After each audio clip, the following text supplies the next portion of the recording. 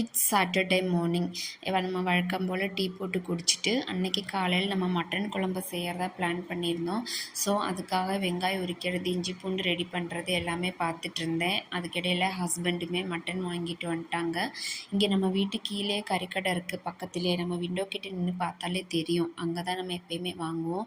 இங்கே பார்த்தீங்கன்னா ஒரு எல்லோ ஷேடு பில்டிங் தெரியுதா, அங்கே தான் நம்ம வாங்குவோம். அதுக்கப்புறம் அதுக்கு இடையில பார்த்தீங்கன்னா ஹஸ்பண்ட் அங்கேயும் இங்கேயும் நடந்துட்டு இருந்தாங்க. என்னன்னு கேட்டால் மொபைல் எங்கேயோ வச்சுட்டு தேடிட்டு இருந்தாங்க. அதுக்கப்புறம் மொபைல் கிடச்சிருச்சு. அவங்க எடுத்துகிட்டு ஃபார்ம் ஹவுஸ் கிளம்பிட்டாங்க. அதுக்கு இடையில பையனுமே எழுந்துட்டான். அப்படியே அவனையும் கொஞ்சம் ரிலாக்ஸ் பண்ணிவிட்டு அப்படியே குக் பண்ண வந்துட்டோம்.